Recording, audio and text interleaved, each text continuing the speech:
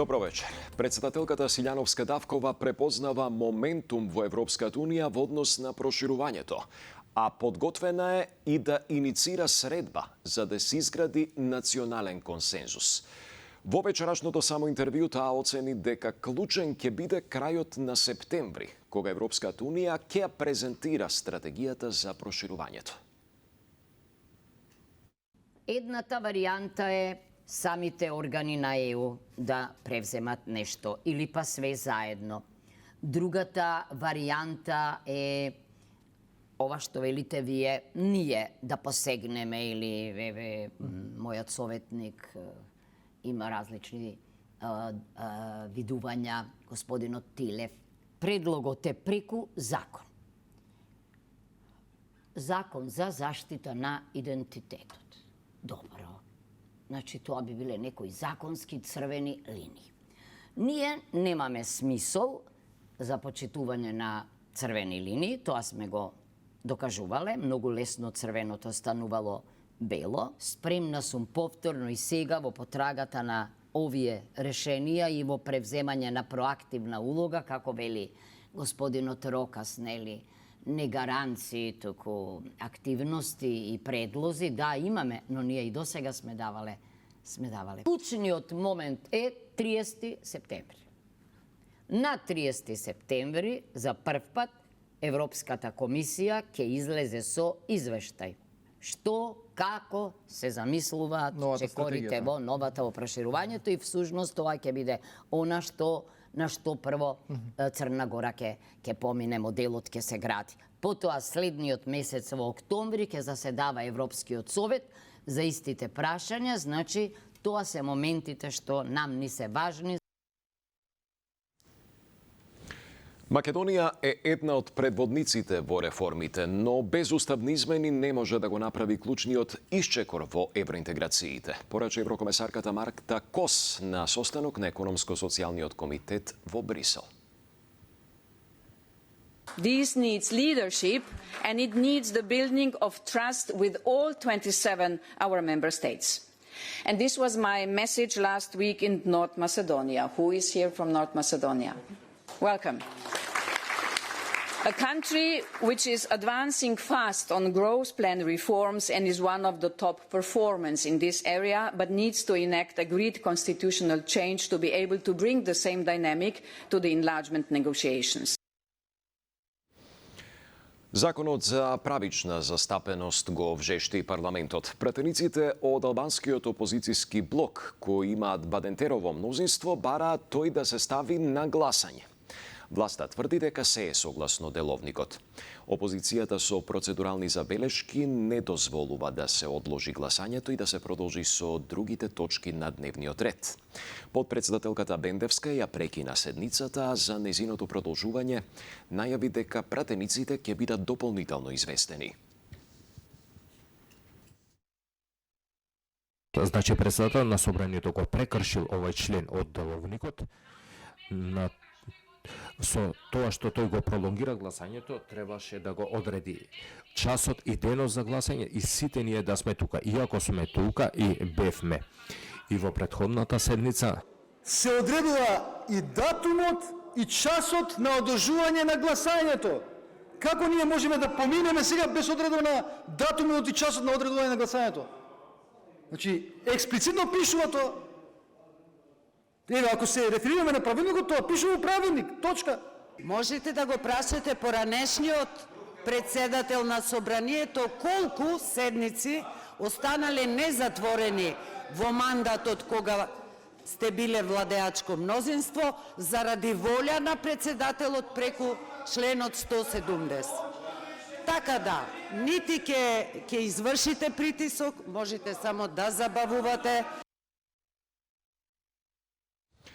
5 месеци откако беше избран за уставен судија, професорот од правниот факултет Гоце Наумовски поднесе оставка. Тој оставката веќе ја доставил во собранието без воопшто да го извести судот.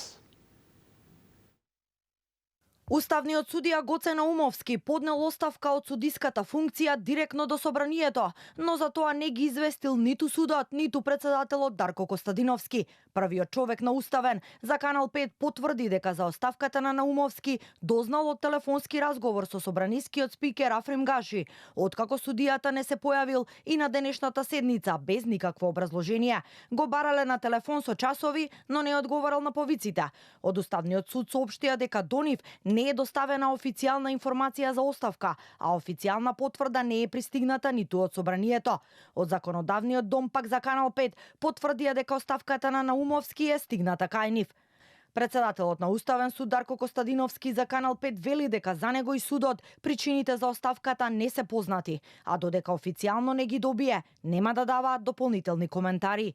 Денес, после седницата на која судијата Гоце не дојде, слушнав непроверена информација дека поднел оставка во собранието. Информацијата ми беше потврдена од спикерот Африм Гаши. До мене, ни до судот не се обратил и од тука причините за оставката не ги знам. Во овој момент, додека не бидам известен официјално од собранието и не ги видам причините, нема да дадам никаков коментар, освен што оставката е личен чин.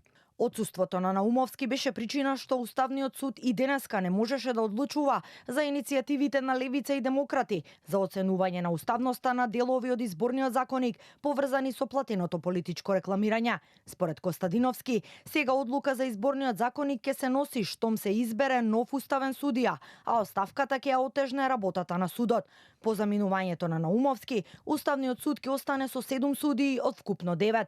Предходно од местото оставка поднесе професорката Јадранка Дабовиќ. Собранието го избра Гоце Наумовски за уставен судија во февруари годинава по предлог на владеачкото мнозинство.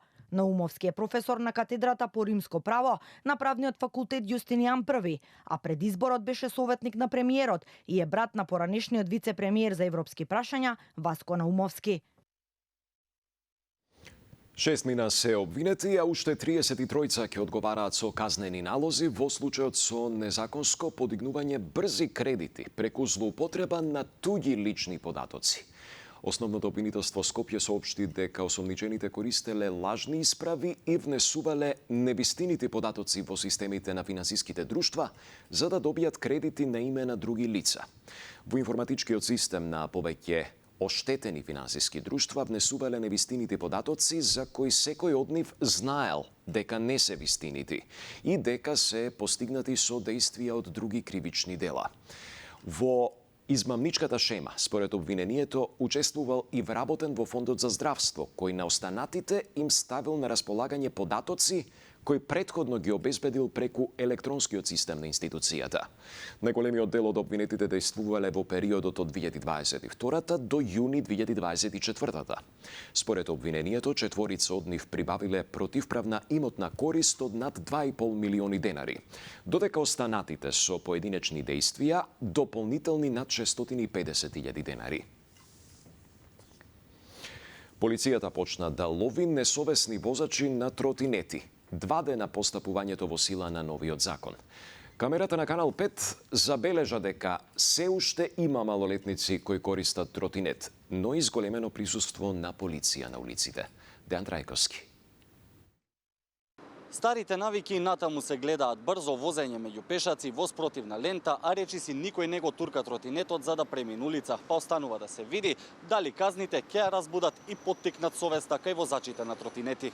А токму овие навики денеска беа под лупа на полицијата, која на неколку локации во градот ги стопираше возачите на тротинети кои не се придржуваат до поригорозните правила кои сега се законски регулирани. Дел од нив бе изненадени, други пак со изговор дека не знаеле оти законот веќе е на сила, па им беше посочено од полицијата на што треба да внимаваат во иднина за да бидат сите побезбедни. Дали знаете дека не смете да управувате со електричен тротинет во спротивен насок? Не сум знае. Ова е казниво, 80 евра во рокот 8 дена се плаќа пола.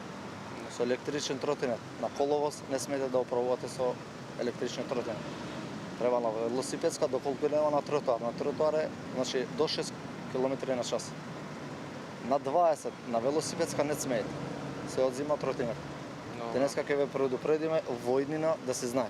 Забележавме на тротинетите и малолетници кои не само што не смеат да возат, туку возе и на булевар во спротивна насока, а и побрзо од утврдената брзина и покрај тоа што за нив казните се највисоки, односно 275 евра, а можат да останат и без тротинетот. Еден од малолетниците не успеа да избегне полициската стоп палка. Ако малолетник биде сопрен на тротинет, веднаш се повикуваат неговите родители, како и инспектор за малолетници. Се изготвува записник и потоа следува прекршочната процедура. Па затоа од МВР упатуваат апел до родителите за нивните деца да бидат побезбедни. Сообраќајната култура треба да се стекне уште од најмала возраст, а за тоа најголемо влијание имаат родителите, но и целокупниот воспитно-образовен процес. Апелираме до сите учесници во сообраќајот, како и до возачите на лесни електрични возила, како една од најранливите категории на учесници во сообраќајот, да ги почитуваат сообраќајните правила и прописи. Електричните тротинети со новото законско решение станаа лесно електрично возило, а силата на електромоторот не смее да надминува 0,6 кВт и 35 кг без товар. Максимална дозволена брзина е 20 км на час на велопатека и 6 км на час на пешачка патека. Возењето на булевар е забрането.